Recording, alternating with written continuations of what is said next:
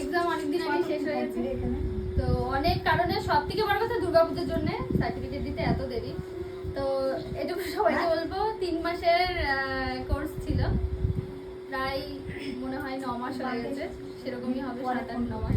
তো একটা কথা বলবো যে আজকে দেখো ফার্স্ট সেকেন্ড থার্ড আমি করব, কারণ প্রত্যেকটা ক্লাসে ফার্স্ট সেকেন্ড থার্ড না থাকলে না কাজের কম্পিটিশনটা থাকে না, আর কাজের কম্পিটিশন না থাকলে কাজ কিন্তু ভালো হয় না। তো সেই কারণেই ফার্স্ট সেকেন্ড থার্ড করা। তার মানে এটা নয় যে তুমি ফার্স্ট হয়েছো মানে তুমি সব পারবে, যে লাস্ট হয়েছে মানে সে কিছু পারবে না, এটা কিন্তু কোনোদিন না।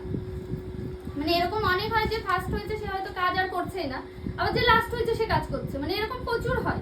তো ফার্স্ট সেকেন্ড থার্ডটা, আর একটা জিনিস দেখবে প্রি এক্সামে যেমন অনেকের খুব সুন্দর হয়েছে, এক্সামে এসে খুব খারাপ হয়েছে, যেমন তোমারই হয়েছে, ঠিক আছে? তার মানে কিন্তু এটা নয় যে সে খুব খারাপ কাজ জানে।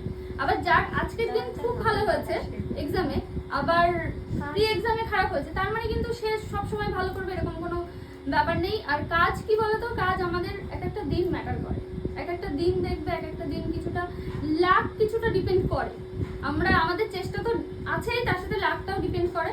তো কিছু কিছু দিন দেখবা তুমি তোমার সবটা দিচ্ছ, তারপরেও দেখবা কাজটা খুব একটা ভালো বেরোলো।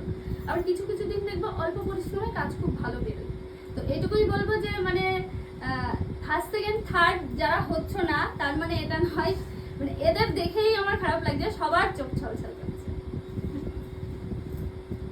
এতক্ষণ অনেক আনন্দ মজা করেছি, কিন্তু এখন সবার চোখ ছলছল করছে। এটুকু বলবো, যখনই যে কোনো প্রয়োজনে যদি মনে হয় দিদি ক্লাসে আসবো, আমি প্র্যাকটিস করব, আমার প্র্যাকটিস করাটা প্রয়োজন, কোনো কাজ আছে, অবশ্যই চলে আসবে নির্দ্বিধায়। আমার সমস্ত পুরনো স্টুডেন্টদের এটা বলা থাকে যে ক্লাস শেষ, কোর্স শেষ মানেই যে আর আসা যাবে না, এটা কিন্তু কোনোদিন না, এটা কখনোই না।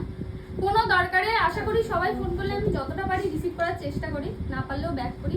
আর যদি কখনো না ধরে, তার কারণ হচ্ছে আমি খুব ব্যস্ত থাকি, সেই কারণে। তাছাড়া যে কোনো প্রয়োজনে অবশ্যই সবাই ফোন করবে, আর সবাই খুব মন দিয়ে কাজ করবে। আমি কি বলবো, তোমাদের সাথে বন্ডিংটা অনেক আলাদা, অনেক আলাদা, মানে অনেক।